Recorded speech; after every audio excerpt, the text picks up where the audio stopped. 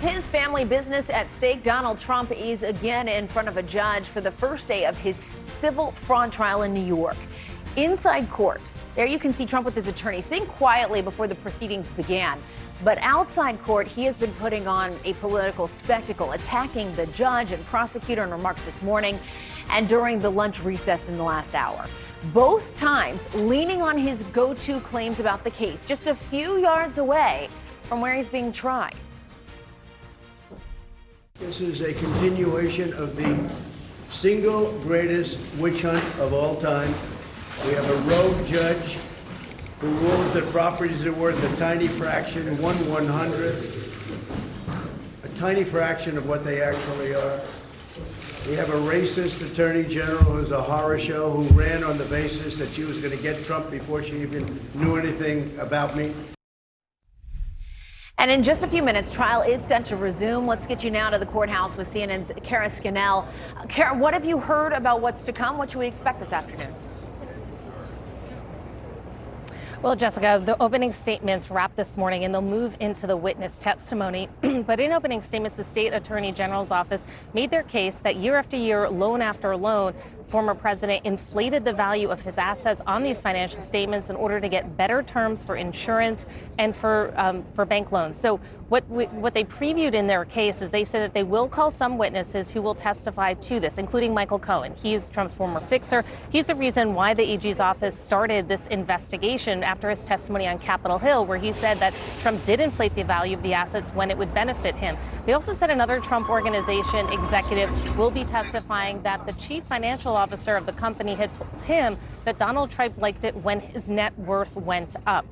And that is the basis of this theory of the case, that he had inflated the value of his assets to increase his net worth so he could get these loans. Now, Trump's attorneys pushing back, saying that this is not fraud, this is real estate, that everyone comes up with their own valuations and it doesn't mean one person has committed fraud. They said that there's no conspiracy among the children. Donald Trump is also accused here of conspiring with his sons, Donald Trump Jr. and Eric Trump. And they're saying that the only evidence in this case is based on the serial liar, Michael Cohen.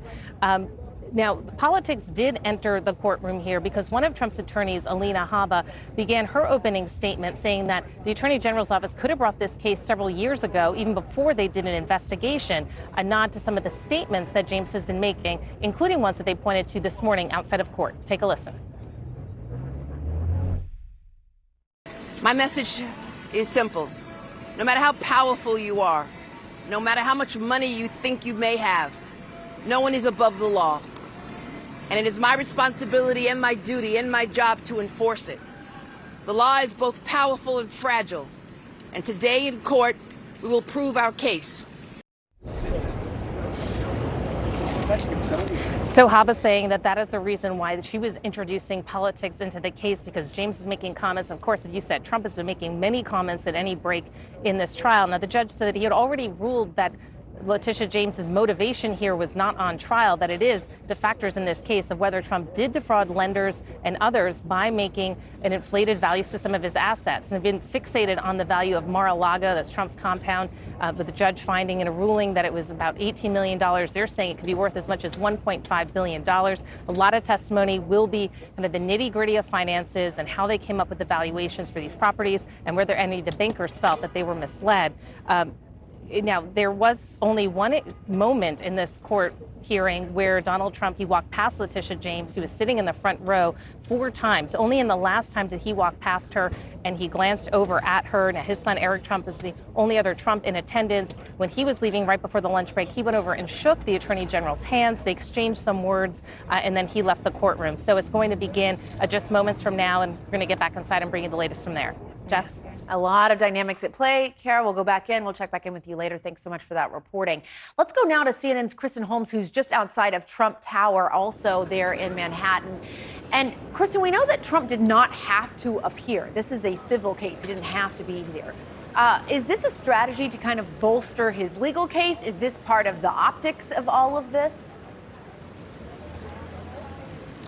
Well, Jessica, when I was talking to these advisors about why he was going to show up today, they originally said that he wanted to have a show of force, that it was important for him to look the judge in the eye. But what we've seen here today is that this is also part of a campaign strategy. Now, for several months, we have been asking these campaign advisors, how are you going to navigate 2024 presidential campaign looming trials? And today we saw at least part of that. They are essentially turning these trials, and they turned it today, into a campaign event. When Trump was leaving Trump Tower, they blasted out a statement on Letitia James, one that you would likely see against a political opponent. You have seen Trump there at that event, going back to the cameras, back to the microphones time and time again, giving more updated remarks, very similar to what he's saying in the first place, but still going back to that attention. We know that's something that former President Trump likes. He likes the visuals, he likes the optics, and this is clearly a way for him to take control of the narrative. So when you're talking about campaigning in the middle of the trials, well, how can you make this essentially a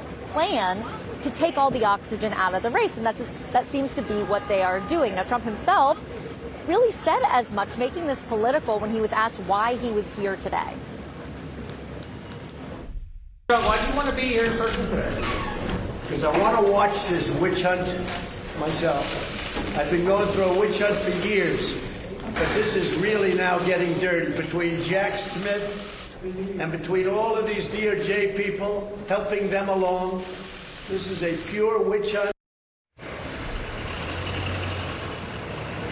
And remember, witch hunt, election interference, this is what Trump has been saying for the last several months, if not longer, as to why exactly he is facing all of these legal problems, all of these trials. He says that it's all because Democrats are out to get him, that they don't want him to run against Joe Biden. Of course, he is still in the middle of a campaign for 2024. But I do want to note one thing here. And I was watching him go back and forth to the microphones, and it reminded me of 2016 when he was in Scotland at his golf course there, and he was with reporters, and he just kept going to the microphone. It was essentially like a rolling press conference, and that's really what he's doing here. You remember, this is Trump in his element. When the cameras are around, he is a showman at the end of the day, and he's clearly using this to bolster him on the political side here, Jessica. Yeah, there's no question about it. With him there, there is so much more attention, and he does return to his playbook again and again. Kristen Holmes for us in Manhattan. Thanks so much. Boris? Let's discuss all aspects of this trial with our star-studded panel. CNN political director David Chalian is with us, as is CNN political correspondent Sarah Murray and former federal prosecutor Elliot Williams. Elliot, I want to start with you and something that Alina Habba said in her opening statement with New York Attorney General Letitia James in the room. She went after the AG, saying that in her campaign, she said she was going to get Trump. She described him as an illegitimate president. The judge, though, essentially tossing that aside. Why? For the most part, the candidates, the attorneys can say what they want in court here because there's no jury in the room. Often rules in court are made for the protection of not tainting evidence in front of the jury. If she makes bad arguments to this judge, the only audience that she's going to lose is that judge sitting right there, because he's the one who's ultimately making the ruling and the decision here. So I think he's a big boy and can take some of the attacks that are coming in. But it really would be a different calculus if there was a jury in the room, because then arguments like that really might risk tainting how they would regard the evidence of the trial. And Trump also criticizing the judge, saying that he's a rogue judge. Very unique strategy to get into court late because you were outside criticizing the person that's going to decide, right? So, like the movie Dodgeball. Bold move, Cotton. We'll see how it works out for them. But no, it literally, they have an audience of one here, and it is that particular judge. Now, it seems to me, just as an attorney watching it, I think they know they're going to lose, and I think they're playing to David's world, where they're playing to the cameras here and to the voters, not to the court. I think they've accepted that this is a lost cause. To Elliot's point, Trump's team has essentially said that this is partly a campaign event for them. Yeah, not partly. I mean, in large part, it is. First of all, he didn't have to show up today, obviously. So right. Choosing to show up immediately, I think, moves this more into the campaign territory than the legal territory for him in terms of the theatrics today. But I think it's important to note here what the Trump team has learned here over time. So you had 4 federal indictments, 91 criminal charges, and they were working all summer long to make lemonade out of lemons. Nobody would want to be indicted on criminal charges, right. Certainly not a former president who's seeking the presidency again. And yet, they found if they can lean into this, portray him as the victim, it helps rally their base, and it totally dominated the headlines and therefore starved his opponents of oxygen.